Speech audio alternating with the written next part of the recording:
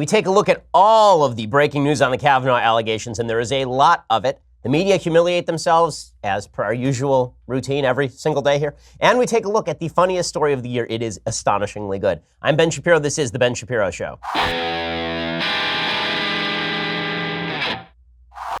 I stepped away for the final Jewish holidays, guys. That was the last ones of the year. Okay, so now we're safe. We're good now. Okay, the last couple days, first of all, I will say, this was the best part of the Jewish holidays. It was Simchat Torah. I know you want to get to the news, but I'm just going to ramble on for a while about Judaism. But in any case, it was partying with the Torah. It was really great. My kids really enjoyed it. And now I am refreshed, and I come back, and the news cycle is just rich and replete with joy. And I will bring you all of that. First, I want to mention, we really appreciate you tuning in and sharing the podcast with all of your friends. If you enjoy what we do, please subscribe to The Ben Shapiro Show on iTunes. And while you're there, leave us a 5-star rating. No but firsts. If you like the show, just do it. It takes a second. It really helps us out. Those ratings on iTunes help actually elevate the ratings on iTunes overall. So make sure that you leave a 5-star review for us. If you don't like the show and you want to leave us a 1-star rating, well, then don't bother doing it. You know, you got better things to do today. Just leave us 5 stars because, let's face it, that's all we really deserve. And now, but first, let's talk about your tooth health. So the reality is that you are lying to your dentist on a routine basis, right? You go in there, your dentist says, how often do you brush? You're like, 8 times a day. Every time I breathe, I brush my teeth. Like, well, how often do you floss? Like, I haven't stopped flossing. You see this in my mouth right here? Piece of floss. Well, you're lying to your dentist, and we all know you're lying to your dentist, and that's why you ought to be using Quip instead. Quip is the best electric toothbrush on the market. It's a fraction of the cost of bulkier brushes while still packing just the right amount of vibration to help clean your teeth. Quip's built-in timer helps you clean for the dentist's recommended 2 minutes with guiding pulses that remind you when to switch sides. Next, Quip's subscription plans are for your health, not just convenience. They deliver new brush heads on a dentist recommended schedule every 3 months for just $5, including free shipping worldwide. Finally, everyone loves Quip. They were on Oprah's O list. They were named one of Time's best inventions, and they are the first subscription electric toothbrush accepted by the American Dental Association. That is for a reason. It is awesome stuff. Quip starts at just $25. If you go to getquip.com/Shapiro right now, you get your first refill pack free with a Quip electric toothbrush. Again, first refill pack free at getquip.com/Shapiro. That's getquip.com/Shapiro. So with the news cycle like this, I will say it is very difficult to take off a couple of days and then jump right back into the news cycle. I jumped back into the news cycle yesterday, last night, to find that we are apparently just a couple of days away from the actual vote on Brett Kavanaugh. That's what Mitch McConnell said this morning. The Senate Majority Leader says we will be voting on Kavanaugh in the full Senate by the end of the week. The FBI report is expected to wrap today or tomorrow at the very latest. And the FBI is basically saying we've got nothing, right? We've come up with shocker. They've come up with nothing new. Now, that doesn't mean the Democrats are going to accept the FBI report. Of course not. An allegation about a Republican is tantamount to the allegation being true, according to folks on the left, which we'll get to in just a second. According to the Wall Street Journal, though, people familiar with the process said on Tuesday that the FBI investigation into the allegations of sexual misconduct against Judge Kavanaugh could wrap up very soon, well ahead of the end-of-week deadline, which we hope for and pray for so that we don't have to spend this weekend covering breaking news again. GOP aides on the Hill and another person familiar with the process said they were expecting the Bureau to conclude its report as late Tuesday or early Wednesday. Agents had interviewed at least 4 people as of Tuesday in the background investigation of Judge Kavanaugh. The White House had given the Bureau until Friday to wrap up the probe. Senators will be shown the FBI's findings. It's not clear what exactly will be made public at any point. Suffice it to say, it's not expected that anything groundbreaking will happen here. And there's a reason that Mitch McConnell is going off on the Democrats over all of this. The Senate Majority Leader, he comes forward, he says, listen, all of this was a stall tactic, all of this was a delay tactic. Democrats who had no intention of voting for Brett Kavanaugh in the first place are suddenly acting all outraged that the FBI investigation is wrapping too soon, when they knew it would wrap that soon, because the FBI investigation actually has less investigative power than the Senate Judiciary Committee. They can't subpoena documents, they can't subpoena witnesses. It's not a criminal investigation, so that means they can go and ask people to talk to them, and they talk to the people they can talk to, but Democrats are whining anyway. Here's Mitch McConnell saying, listen, we're not going to hold this sucker up any longer. We're done here.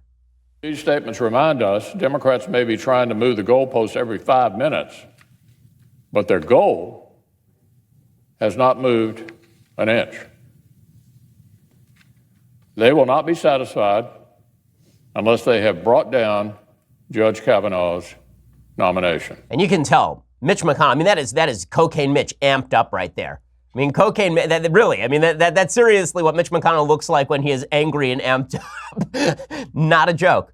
Okay, and there's a reason Republicans are unified on this one, and it's because this feels like a witch hunt. This feels as though the Democrats are fully intent on destroying a good man simply for the sake of delaying a Supreme Court nomination.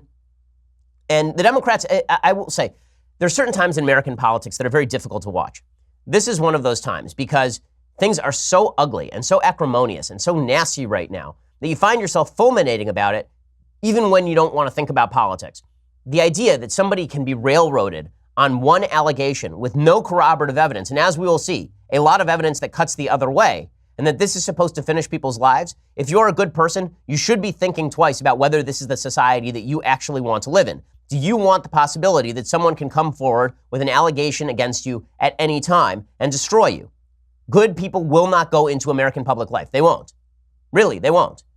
A lot of folks ask me if I ever want to run for office. I will tell you this, 10 years ago, I was much more interested in running for office than I am now. And one of the reasons is because the way people are treated when they run for office or are on the judiciary or are in good stead making policy, that is not something you want to put your family through. Even if you're as clean as the driven snow, it's not something you want to put your family through. It's also, by the same token, while it's difficult to watch all of this, it's also clarifying. And the idea that the veil is being stripped back and you're seeing people for who they are. One of the people who we saw who he was over the last several days, and I had to comment on this because I missed the opportunity to on Monday, was James Comey. So James Comey, who is touted as the most honest man in American politics, he lived for a higher loyalty, right? He's a higher loyalty, James Comey, the FBI director that President Trump fired. And President Trump called him a grandstander at the time. And I said President Trump was right to call him a grandstander and should have fired him immediately upon taking office. Well, James Comey in the New York Times had a piece earlier this week, and I want to read you some of the piece because it sets the baseline for where Democrats and where folks on the left were going with Kavanaugh, and now it turns out that none of this is going to come true. So James Comey had a piece earlier this week, and it was called "The FBI Can Do This." And so the FBI is back in the middle of it. When we were handed the Hillary Clinton email investigation in 2015, the Bureau's deputy director said to me, "You know you are totally screwed, right?" He meant that in a viciously polarized political environment, one side was sure to be furious with the outcome. Sure enough, I saw a tweet declaring me a political hack, although the author added tongue-in-cheek, "I just can't figure out which side." And those were the good old days. President Trump's decision to order a one-week investigation into sexual assault allegations against Brett Kavanaugh, his Supreme Court nominee, comes in a time of almost indescribable pain and anger, lies, and attacks. And he goes on and talks about how terrible the president of the United States is. And then finally, he gets to Brett Kavanaugh. And he suggests that the time-bound nature of the FBI investigation is really bad. Because, of course, Democrats, folks on the left, they don't want Kavanaugh nominated. The whole goal of this investigation, the whole goal of Democratic tactics here is to stall beyond the election. That's all they want. Now, it turns out this is backfiring radically. I will get to the polls in just a minute. Republicans have not been as unified and motivated since the 2016 election and probably since 2010. It's been a long time since I've seen Republicans this motivated, this unified, and this ready to go to the polls. It's pretty astonishing. But here's what James Comey says. He says, "The FBI is now being asked to investigate on a 7-day clock sexual assaults that the president says never happened, that some senators have decried as a sham cooked up to derail a Supreme Court nominee, and that other senators believe beyond all doubt were committed by the nominee. If truth were the only goal, there would be no clock, and the investigation wouldn't have been sought after the Senate Judiciary Committee already endorsed the nominee. Instead, it seems the Republican goal is to be able to say there was an investigation and it didn't change their view, while the Democrats hope for incriminating evidence to derail the nominee." Well, no, the Republicans didn't ask for an FBI investigation because there had already been 6 FBI background checks of Brett Kavanaugh. None of them had raised anything. And the Senate Judiciary Committee, as mentioned, has more investigative power than the FBI. They went ahead with this because Jeff Flake felt that maybe this would make some of the senators sitting on the fence a little bit more comfortable. But James Comey continues. He says, although the process is deeply flawed and apparently designed to thwart the fact-gathering process, the FBI is up for this. It's not as hard as Republicans hope it will be. FBI agents are experts at interviewing people and quickly dispatching leads to their colleagues around the world to follow with additional interviews. Unless limited in some way by the Trump administration, they can speak to scores of people in a few days if necessary. They will confront people with testimony and other accounts, testing them, pushing them in a professional way. Agents have much better nonsense detectors than partisans because they aren't starting with a conclusion. This is the best part. Yes, the alleged incident occurred 36 years ago, but FBI agents know time has very little to do with memory. Okay, this is the former FBI director saying that time has very little to do with memory. That is an insane statement. That is insane. Scientific evidence proves that memory has nearly everything to do with time. That the further something is in the past, the worse you remember it. You may think you remember something clearly. The truth is you probably don't. I love this from James Comey. He says, FBI agents know every married person remembers the weather on their wedding day, no matter how long ago. Significance drives memory. They also know that little lies point to bigger lies. They know that obvious lies by the nominee about the meaning of words in a yearbook are a flashing signal to dig deeper. So James Comey already condemning Kavanaugh as a liar, even though Kavanaugh actually hadn't lied about anything, and there's no proof Kavanaugh lied about anything. We'll get to that in just a second. But I love this comment. He says that FBI agents know that time has little to do with memory and that significance drives memory because everybody remembers what the weather was like on their wedding day. First of all, the reason you remember anything on your wedding day is because there was a photographer there taking pictures of the whole thing. And then you go back and you look at the pictures of your wedding day, and that is what you call an aid to memory. Second of all, if his argument is that everyone knows what the weather was like on their wedding day, then why doesn't Christine Blasey Ford remember where it happened, when it happened, what the weather was like on that day, who drove her there, who drove her home, who else was at the party? She doesn't remember anything. So if significance drives memory, then why exactly doesn't she remember anything about what happened except supposedly that Brett Kavanaugh was there? So all of this is completely self-defeating. It's just, but James Comey, acting as the supposed good guy in the room, the objective observer in the room, is already indicting Brett Kavanaugh without even recognizing that his own words basically undercut the testimony of Christine Blasey Ford. This is where we are. People who are purporting to be objective are just falsifying. People who are purporting to be objective on this, instead of saying we don't have enough information yet, already at the beginning of the week, they were saying that Kavanaugh is guilty. And that was the expectation, that Kavanaugh was going to be guilty, and that no matter what happened, we could be assured that something would arise that would stop Brett Kavanaugh's nomination. Instead, as it turns out, there's some evidence that is now arising suggesting that Christine Blasey Ford has lied and lied repeatedly. Now, these are uncorroborated allegations of lies from Christine Blasey Ford, but no more uncorroborated than Ford's testimony itself. So the same people who are saying that the testimony that's now been put forth about Christine Blasey Ford, the same people saying that that's uncorroborated stuff, are perfectly fine with her uncorroborated testimony destroying Brett Kavanaugh. So either you want evidence corroborated or you don't want evidence corroborated. You don't get to pick and choose. You don't get to say that Brett Kavanaugh should be taken down on the basis of uncorroborated allegations, but Christine Blasey Ford's testimony should be respected until it is disproved by corroborated allegations. Either corroborative evidence is necessary or corroborative evidence is not necessary. We'll get to the holes in Christine Blasey Ford's story in just 1 second. But first, let's talk about how you can save money. So these days, as you may have noticed, it's pretty tough to get people to agree on anything, but there's one thing we can all get behind, and that is saving the dough. Honey is a free shopping tool that automatically searches the internet for the best promo codes every single time you buy something online. Honey believes everyone deserves the best prices possible on all of the things they like, which is why Honey works on all your favorite sites, Amazon, eBay, J.Crew, Walmart, Best Buy, Groupon, all of them. In fact, Honey has already saved listeners of this podcast an average of $26.34. That's how many listeners of this podcast have used Honey and how much money they're saving you. Over on Amazon, I shop on Amazon all the time. The other day, I bought a series of books from Amazon, and because of Honey, I was able to get a discount on the books. Amazon is just that good, and so is Honey, right? If it weren't for Honey, I would be getting a more expensive deal. I buy stuff from Amazon all the time. Honey helps me nearly every time I shop. Honey has 10 million members, over 100,000 five-star reviews. Honey is the money-saving shopping tool everybody can agree on. Get Honey for free at joinhoney.com/Ben. That's joinhoney.com/Ben. Honey is the easiest way to save money while shopping online. Again, go to joinhoney.com/Ben to check it out. Okay, so here is the bad news for Christine Blasey Ford. There's a letter that is now out from Christine Blasey Ford's ex-boyfriend. And this letter is not good for Christine Blasey Ford. It is a statement given under penalty of perjury. So if the person's lying, then they could be brought up on charges. And here's what it says. This was turned over to Fox News. I blank am a current resident of California. I first met Christine Blasey, now Dr. Christine Blasey Ford, in 1989 or 1990 in California. From 1990 to 1991, I was just friends with Ford. From approximately 1992 to 1998, I was in a relationship with Dr. Ford. I found her truthful and maintained no animus towards her. During our time dating, Dr. Ford never brought up anything regarding her experience as a victim of sexual assault, harassment, or misconduct. Dr. Ford never mentioned Brett Kavanaugh. During some of the time we were dating, Dr. Ford lived with Monica L. McLean, who I understood to be her lifelong best friend. During that time, it was my understanding that McLean was interviewing for jobs with the FBI and U.S. Attorney's Office. I witnessed Dr. Ford help McLean prepare for a potential polygraph exam.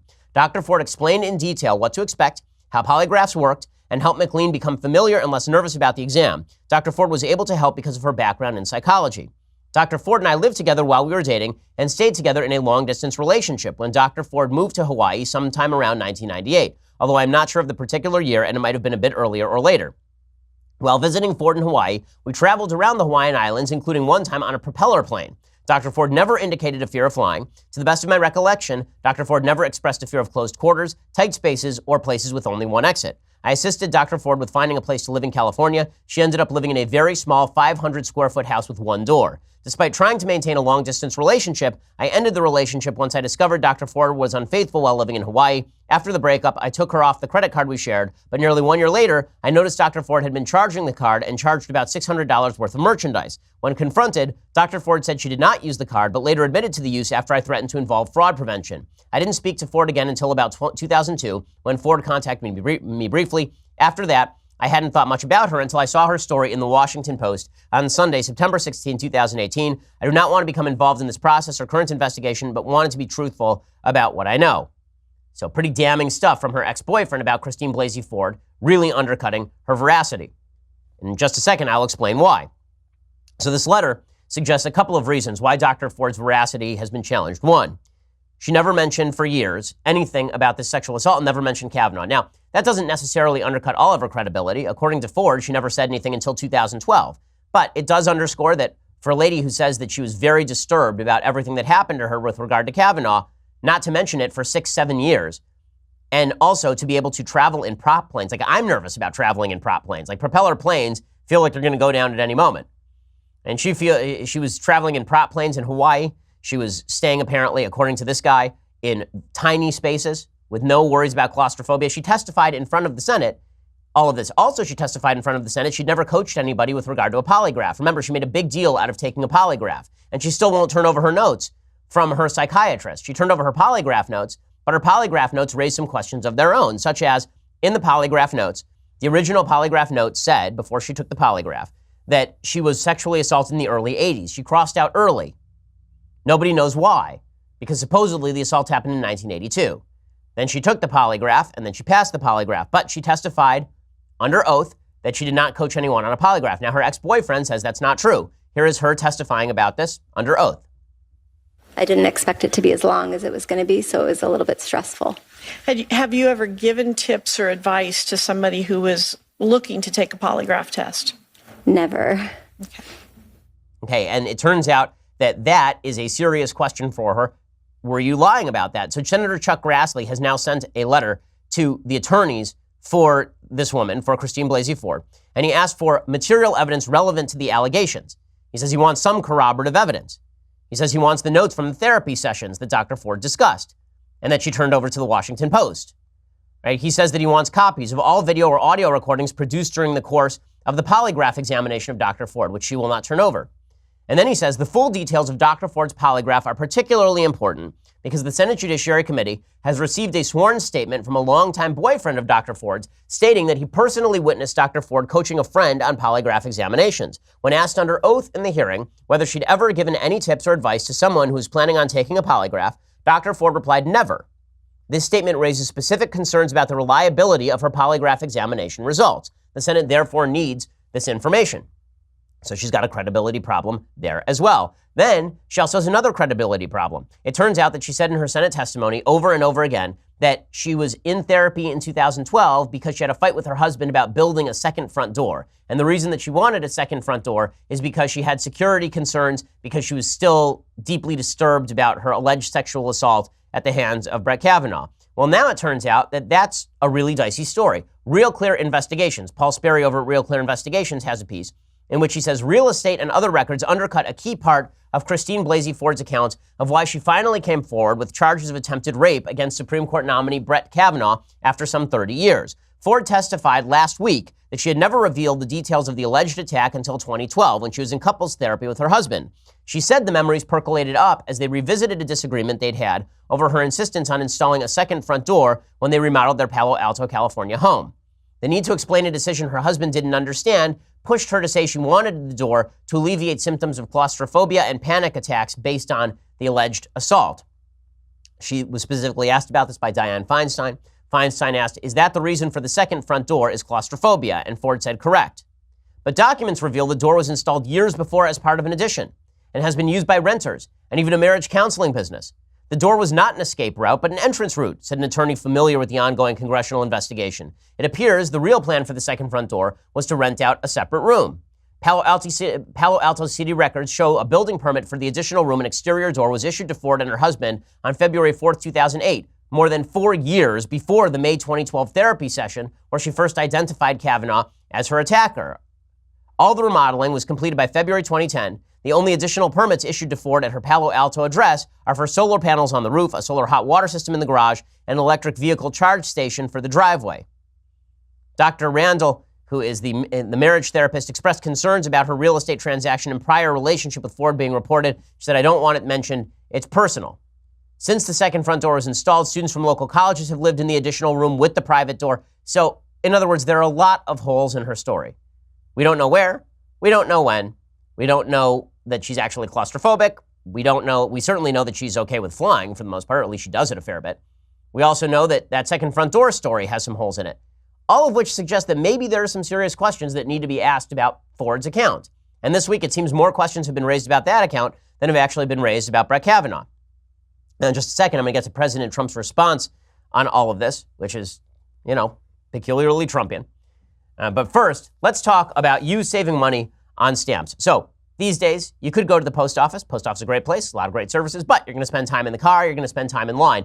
Or you could sit at your desk and get all the fantastic services of the post office, right there at your desk. And that's where Stamps.com comes in. With Stamps.com, you can access all the amazing services of the post office right from your desk 24/7 when it is convenient for you. Buy and print official U.S. postage for any letter, any package using your own computer and printer. The mail carrier picks it up. Just click, print, mail, you're done. We use it here at Daily Wire offices all the time. It saves us a bundle on not only the postage, but also it saves us an enormous amount of money on having to travel back and forth to the post office and spend the money on the gas and lose the time during the day for the folks who work here. Right now, use promo code Shapiro for a special offer from Stamps.com. It includes up to $55 of free postage, a digital scale, and a 4-week trial. Don't wait. Go to Stamps.com. Before you do anything else, click on the radio microphone at the top of the homepage. Type in Shapiro. That's Stamps.com. Enter promo code Shapiro. Go check it out right now. Stamps.com, promo code Shapiro. Okay, so President Trump has basically had it.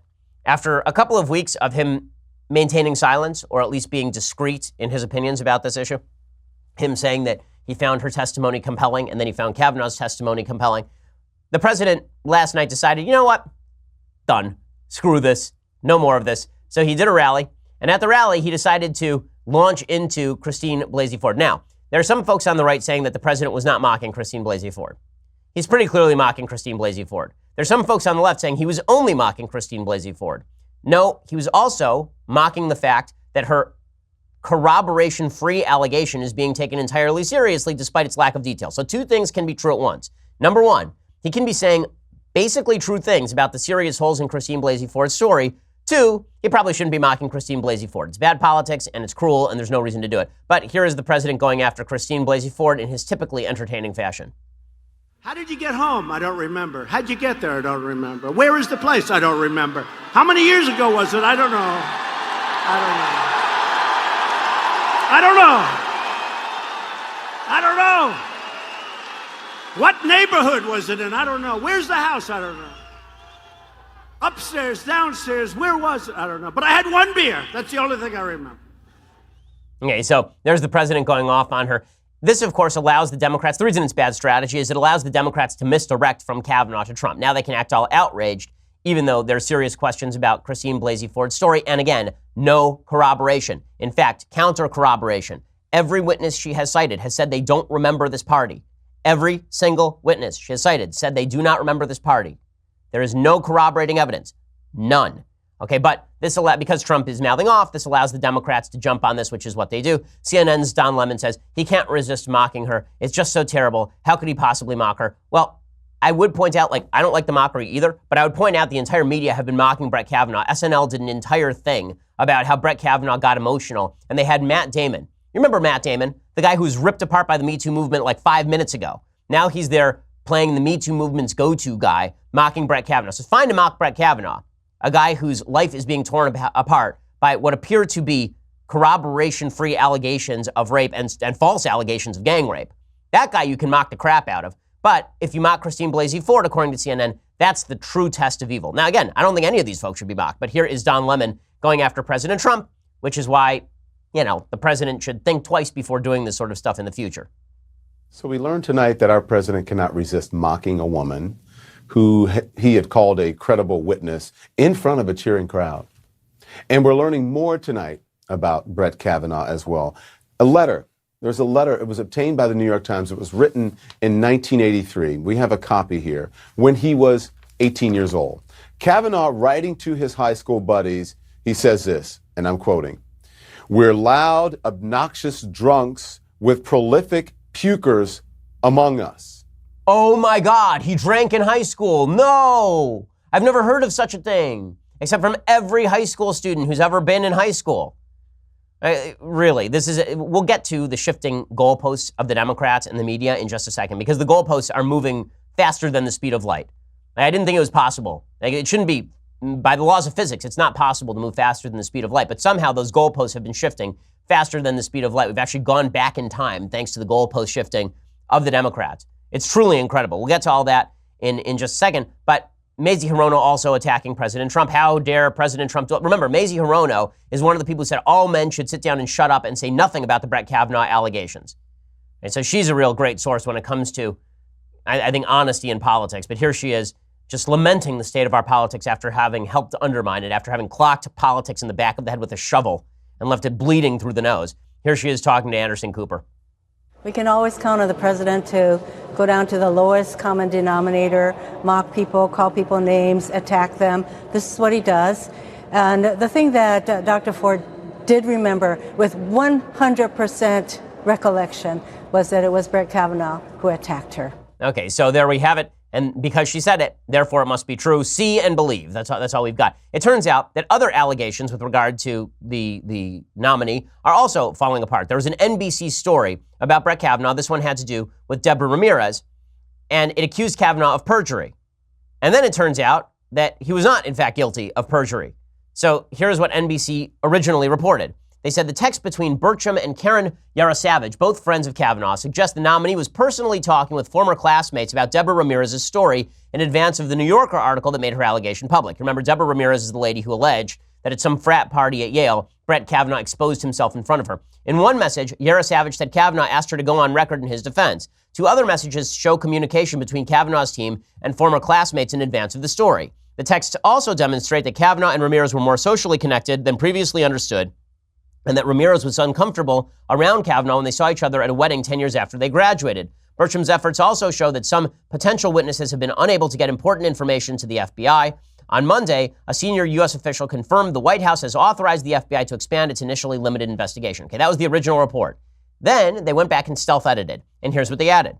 In now public transcripts from an interview with the Republican Judiciary Committee staff on September 25th, 2 days after the Ramirez allegations were reported in The New Yorker, Kavanaugh claimed it was Ramirez who was calling around to classmates trying to see if they remembered it, adding, "It strikes me as you know what is going on here, when someone is calling around to try and refresh other people. Is that what's going on? What's going on with that? That doesn't sound good. It doesn't sound good to me. It doesn't sound fair. It doesn't sound proper. It sounds like an orchestrated hit to take me out." So in other words, NBC first claimed that Kavanaugh was calling around to try and quash Ramirez's story, and now it turns out that he had already testified. He had already testified that it was Ramirez who was calling around to try and bolster her story. So good job, media.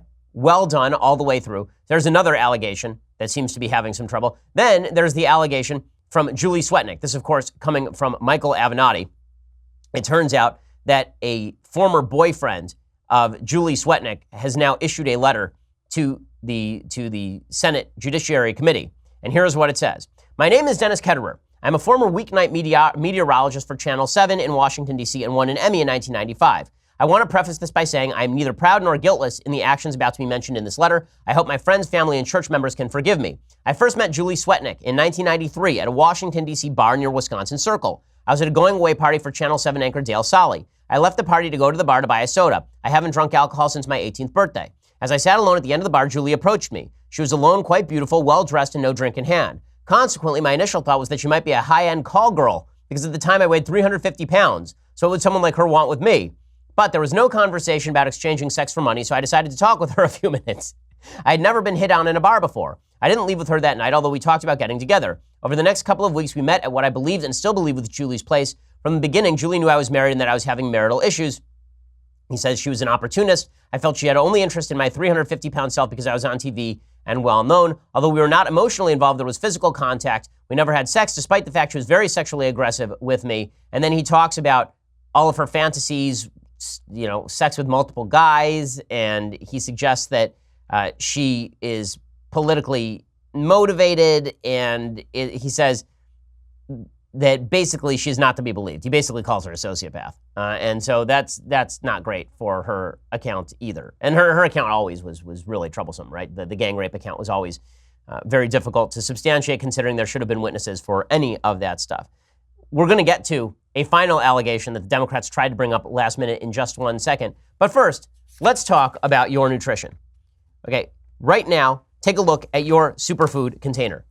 Okay, it has a supplemental facts panel. That means it is made from extract instead of real food. Well, the folks over at Brickhouse Nutrition have decided that they needed to create a real superfood that is specially designed to enhance your health and help you reach your full potential.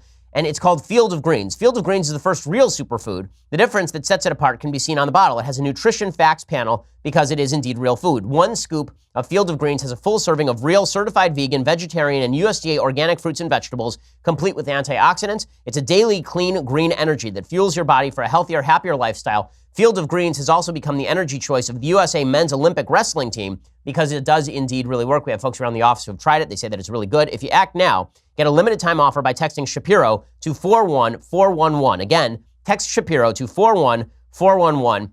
You can't ask for better than it's the energy choice of the U.S. men's Olympic wrestling team. Are you on the Olympic men's wrestling team? I didn't think so. Go check it out right now. BrickhouseBen.com. Experience a better you tomorrow. Go check it out. BrickhouseBen.com and text Shapiro to 41411. Again, Shapiro to 41411.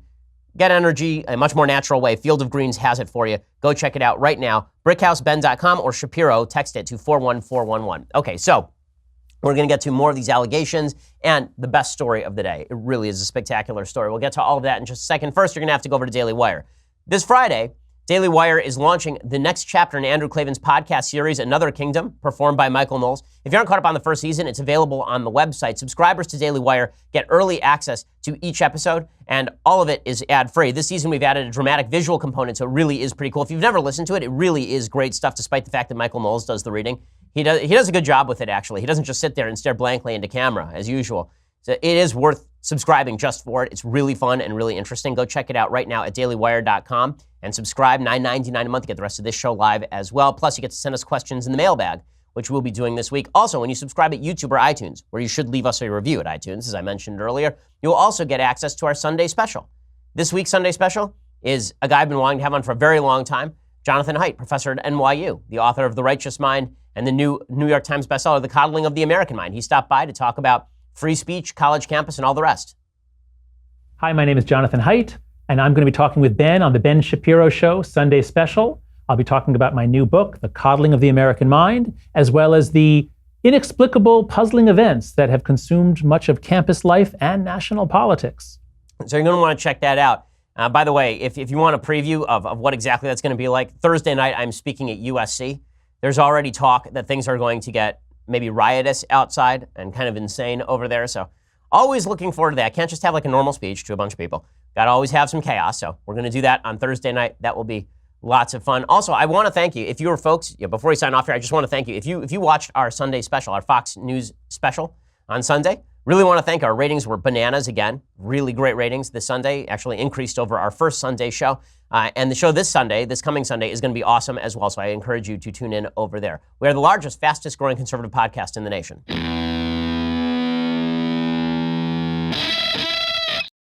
Okay, so the final allegation that was brought by Democrats, again, all the allegations are falling apart. The final allegation that was brought against Brett Kavanaugh was brought last minute by Senator Chris Coons. So here is the accusation. Apparently, Chris Coons forwarded an allegation related to Judge Kavanaugh's years in New Haven. The accuser, who apparently created a TV show in which people strip while dancing to their favorite music, which is an awesome TV show, probably, tells of a party that took place at the house of Judge Kavanaugh's undergrad fraternity during the 1987 to 1988 school year, and which allegedly featured some salacious activity. Of course, Judge Kavanaugh had already graduated when this party allegedly took place and was a first-year law student. That period is, as you well know, the most academically intense time in most students' lives. This allegation has all the makings of a tabloid headline, but there's just one problem. The accuser freely admits to having no evidence whatsoever that Judge Kavanaugh even attended this party. This is Chuck Grassley slapping the crap out of Chris Coons. Rather than provide even circumstantial evidence of Judge Kavanaugh's attendance, the accuser provides some investigative evidence. He proposes that someone search Judge Kavanaugh's calendars, the very same calendars your colleagues have dismissed and derided, to determine whether he attended a frat party at some point in 1987 or 1988. And that's it. All he alleges is that he once witnessed a salacious party at a house owned by Judge Kavanaugh's undergrad fraternity. He then separately advises us to obtain and search Judge Kavanaugh's calendars to determine if he attended. We have reached a new level of absurdity with this allegation. There is no evidence that Judge Kavanaugh is anywhere near the party or had anything to do with it at all. In fact, the only person we can be sure attended the party was the accuser. My investigators have serious work to do. While the minority has refused to engage with the allegations against Judge Kavanaugh in any meaningful way, my investigators have tried to pursue every relevant lead. I therefore hope that before forwarding an allegation in the future, you will first consider whether you'd want you or your staff to spend valuable time investigating it. Thanks for your consideration. Honestly, I gotta love Chuck Grassley at this point. Dude just does not give any F's at this point. He's like, you know what? We are done. We are just done here. We are finished. It's just great because he did the same thing to Bernie Sanders earlier this week. Bernie Sanders sent him a letter saying, we want a longer FBI investigation. And Grassley sent him a letter back saying, Bernie, you came out 5 minutes after the nomination and said that you were going to oppose Kavanaugh. You think, are you going to change your mind? If you're going to change your mind, maybe we'll talk about it. It's amazing. So all of this leads up to the fact that there's just a shifting argument going on the left. This started off, if you recall, with an argument that Brett Kavanaugh is unfit for the court because he allegedly tried to rape a girl when he was 17. Right? That was the original allegation. Then it turned into gang rape. That turned out to be false. Then it turned into exposing himself at a party. No evidence of that. Then it turned into, okay, well, maybe it's because he got angry. Right? So he's angry. We can't have angry people on the court because Ruth Bader Ginsburg seems like a delight. And Ruth Bader Ginsburg, who goes out and rants as RBG, the notorious RBG, yeah. And she goes out and she rants politically every 5 minutes. She's perfectly well balanced to be on the court. But Brett Kavanaugh, who got mad when you accused him of being a gang rapist, doesn't belong on the court. The shifting goalposts are just insane. Here's Hillary Clinton saying Brett Kavanaugh's behavior is out of bounds. Well, I mean, Hillary, you want to be president and you drank John McCain under a table and threw a lamp at your husband. So there's that. Here's Hillary Clinton wearing, again, something that she got from Mugabe's wardrobe in Zoolander. But I think for anyone who believes there's such a thing as a judicial temperament and that we want judges, particularly those on our highest court, to approach issues, approach plaintiffs and defendants with a sense of fairness, that there's a lot to be concerned about. Yeah, because he got mad when you accused him of being raped. I remember someone else getting mad when her husband was accused of rape. I remember that. Who would that have been? Accused of sexual assault. That was probably true. I remember somebody getting mad about that. Oh, yeah, and she wanted to be president of the United States. By the way, I should correct my Zoolander reference. It's Mugatu, not Mugabe. Mugabe was a dictator of Zimbabwe. Mugatu is a character from Zoolander. Okay, how else did this shift the standards? So Allison Camerata on CNN, there's a story about how Brett Kavanaugh, back when he was in college, got in a bar fight with a guy. He threw some ice at a guy. Okay, now, let me explain how this works. I went to Harvard Law School. A lot of great minds there. A lot of these folks will be senators, the people who are in my class. And there was a group of guys who would go out. They invited me, but as you will hear, this is not my type of party. They would go out to bars. They would get drunk off their butts, and then they would just sock each other in the nuts. Okay, not a joke. Like, they would actually just punch each other in the groin. Like, this was an actual thing that I would hear about later. As you can imagine, not my kind of party. Okay, but the accusation here by Allison Camerata is that ice throwers are more likely to assault. So if you were in a bar fight with a dude at a bar and you threw ice at him, then it must be that you sexually assaulted a woman years prior. Makes perfect sense. Makes perfect sense. I'm with you all the way, Allison. By the way, all the members of Congress who are very upset about drinking, if they say that, heavy drinking is more likely to make you a sexual assaulter, I have some bad news for the folks in Congress.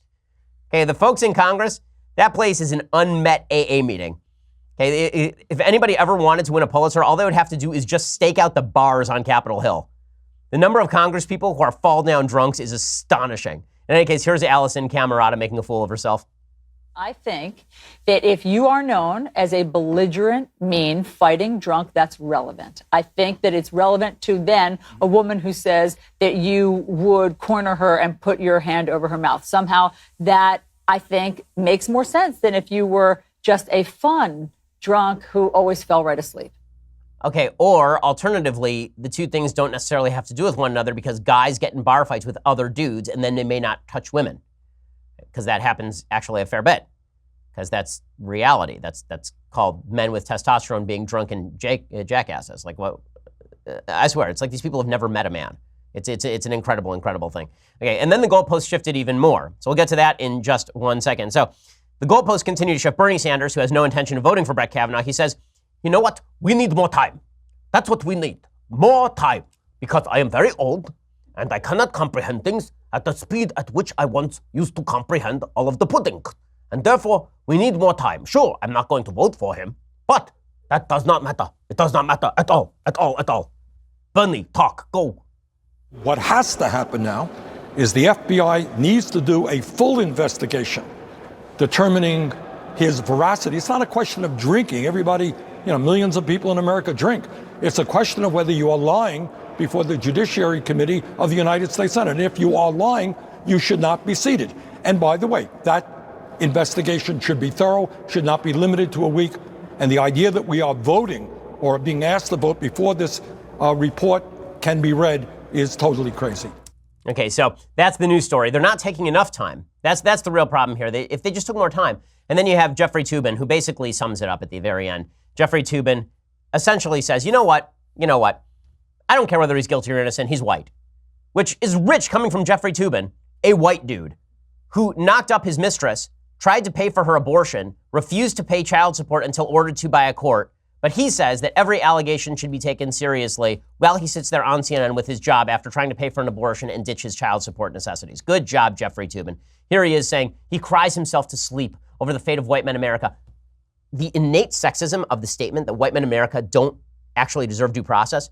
Now, I'm not a big fan of the victimology. White men are victims, white men or black people are victims, or gays are victims, or Jews are victims. I'm not a big fan. America's a free country. Nobody's a victim unless you can show me proof of victimhood.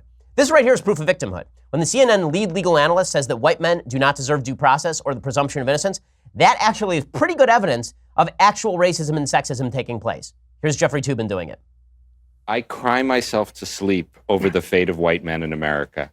White men have no power. White men, it's such garbage. It is so ridiculous. To right-wing media. All this whining about the poor plight of white men is ridiculous. Hey, can I say one? Okay, we're not crying about the plight of white men. There's a white man who is being railroaded based on no presumption of innocence, and you guys are cheering it on. How are we supposed to react? I would hope that people of every color would be a little upset when a certain group is singled out and then told that mob rule should prevail. Mob rule has been historically very bad for minorities in this country. Very bad for minorities in this country. That's the reason due process is such an important thing. It's why it's part of the 14th Amendment and not just part of the 5th Amendment. Because the idea was due process had to be extended to all Americans.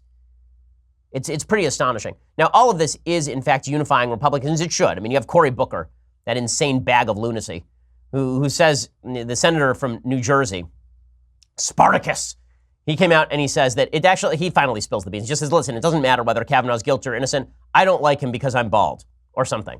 Here's Cory Booker and his crazy eyes. And then ultimately, not whether he's innocent or guilty, this is not a trial, but ultimately, has enough questions be raised that we should not move on to another candidate. And that long list put together by the Heritage Foundation and That's the Federal unbelievable. Society, It doesn't matter if he's guilty or innocent, but have enough questions been raised. Okay, Mr. Potato Head.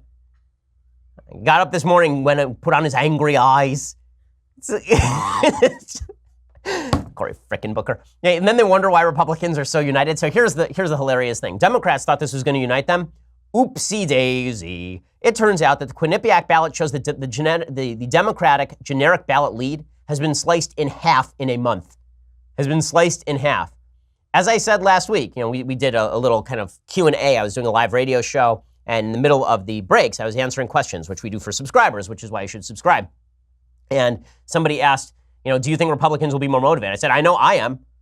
If it weren't illegal, I would go register to vote 8 times in Ohio. Because yes, 49% of Americans back the Democratic candidate in their local race for the U.S. House. 42% support the Democratic candidate. That is a massive decrease in the Democratic support level. Okay, when Democrats had a 14-point lead. It's now down to 7 in the Quinnipiac polls. It is possible that Republicans retain the House because Democrats are so disgusting, which would just be poetic justice. Wouldn't that be phenomenal if the Republicans retain the House because of Brett Kavanaugh? That would just, first of all, the insanity that is likely to break out on the back of that will just be unbelievable. And things will just be nutso bazunkers, as I say to my children. It'll be crazy. So we can all look forward to that. Okay, now I have to get to my favorite story of the day. So this is indeed the best story of the day. It is a fantastic story. It's so good. So it turns out there are these 3 professors. Okay, and these 3 professors, Helen Pluckrose, James Lindsay, and Peter Boghossian. And they decided to prank all of these stupid academic journals out there. This story is so great. I love it so much. Here is Peter Boghossian explaining what exactly they did to prank these journals. Since approximately June of 2017, I, along with 2 other concerned academics, Peter Boghossian and Helen Pluckrose, have been writing intentionally broken academic papers and submitting them to highly respected journals in fields that study gender, race, sexuality, and similar topics. We did this to expose a political corruption that's taken hold of the university.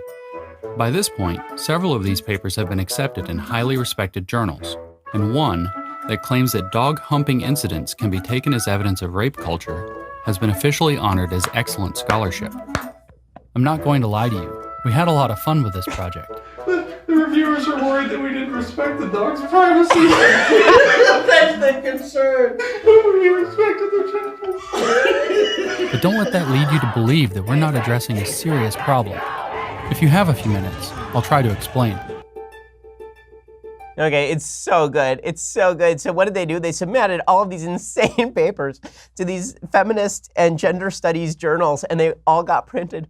And the papers are unreal. So there's the dog park paper you heard him describe there about why dog humping incidents are rape culture. I talked about it on the show. Here, there's another one where they wrote a paper. Excuse me, it's so good. They wrote a paper claiming that when a guy privately pleasures himself while thinking about a woman without her consent, in fact, without her ever finding out about it, that he's committed sexual violence against her. That was printed in a queer studies journal. Okay, they wrote a paper arguing that the reason superintelligent AI is potentially dangerous is because it is being programmed.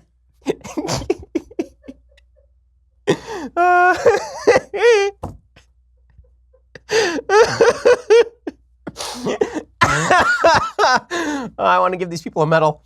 They argued that the reason superintelligent AI is potentially dangerous is because it is being programmed to be masculinist and imperialist using Mary Shelley's Frankenstein and Lacanian psychoanalysis. That's their feminist AI paper. They argued that a fat body is a legitimately built body as a foundation for introducing a category for fat bodybuilding into the sport of professional bodybuilding. It went into a journal called Fat Studies. Oh my God. Oh, that's so good. They found something called feminist glaciology. Okay, this is a real thing apparently. So they copied the idea, and then they wrote a feminist astronomy paper arguing that feminist and queer astrology should be considered part of the science of astronomy, which we'll brand as intrinsically sexist. And researchers loved it. Then they wrote a paper about trans people in the workplace. It says men use male preserves to enact dying macho masculinities discourses in a way society at large won't accept. They published a paper best summarized as, quote, a gender scholar goes to Hooters to try to figure out why it exists. Okay, it's so great. Defamiliarizing common experiences, pretending to be mystified by them, and then looking for social constructions to explain them. Sure. Oh man, I can't even read this one on the air. Wow. It would be so...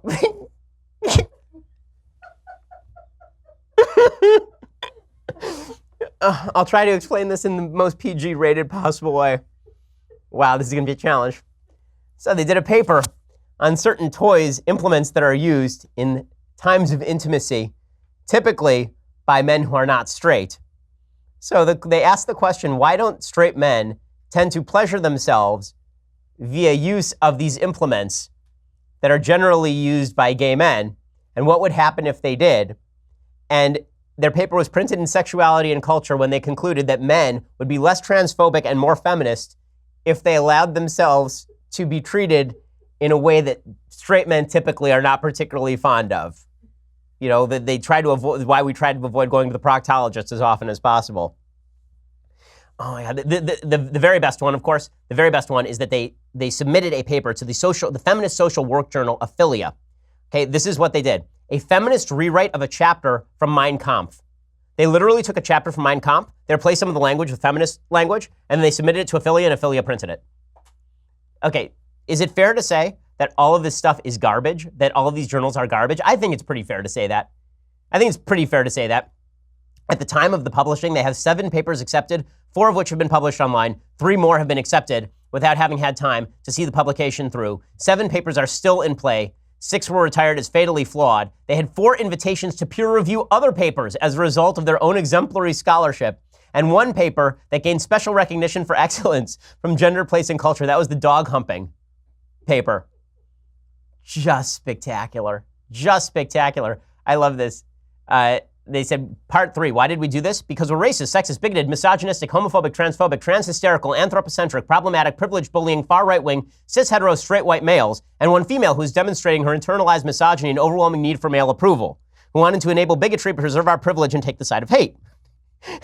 But the real answer is that, obviously they're joking, the real answer is that these things are just they're just junk. Postmodernism is a bag of junk. It's a bag of junk, and they just proved it. This is so much, it's basically a stepped up version of that story that was floating around for a while from Modern Art Museum, where a guy went to a Modern Art Museum, took off his glasses, put them on the floor, and then just stood there staring at them. And soon there were 100 people crowded around to stare at his glasses on the floor. And he did this for like 5 minutes. And then he reaches down, picks up his glasses, wipes them off, puts them on, and leaves.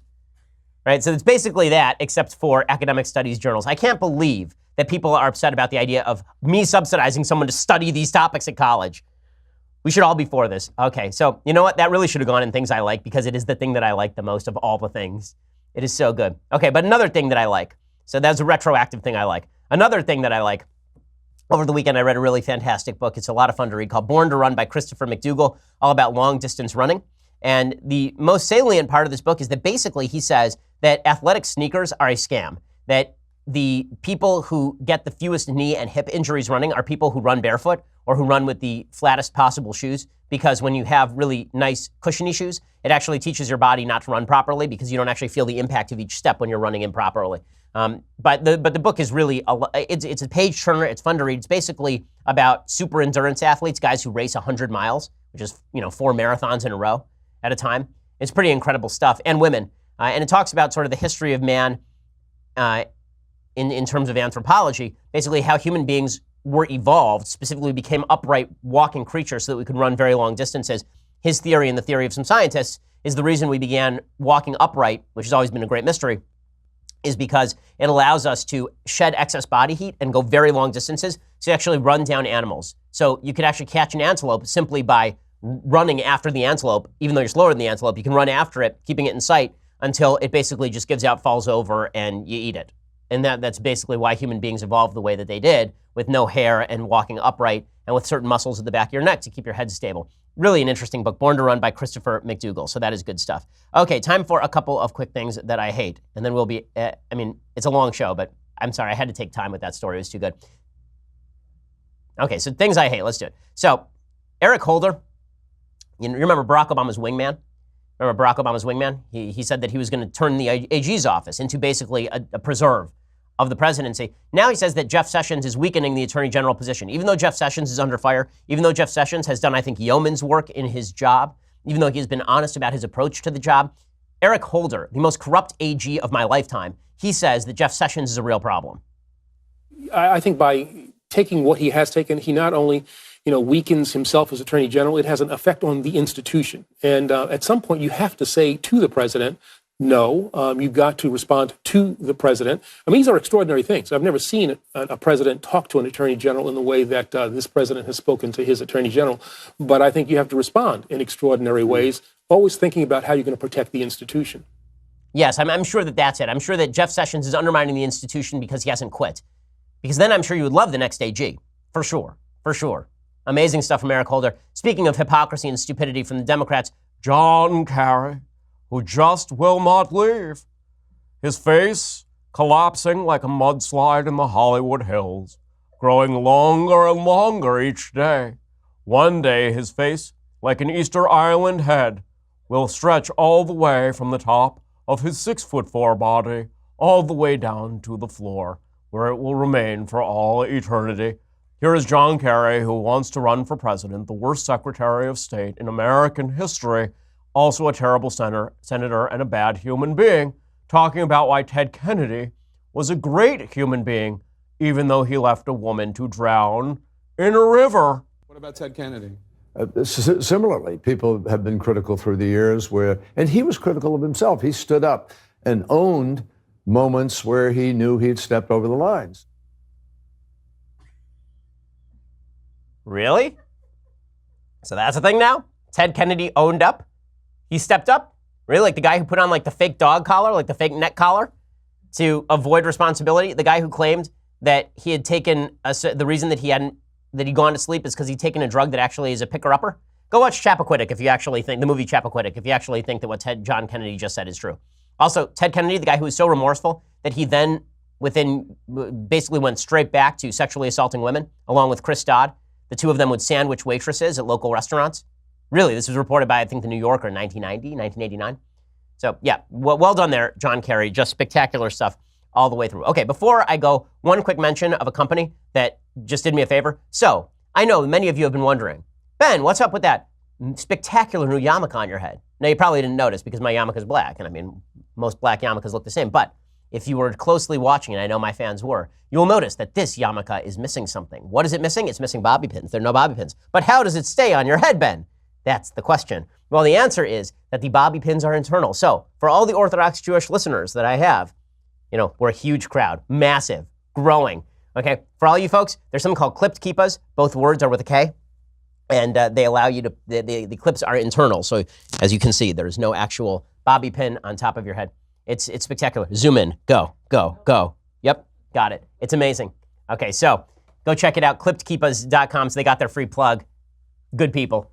Go check them out right now. Okay, we will be back here tomorrow with all the latest insanity because my goodness, I leave for 2 days and it's just madness.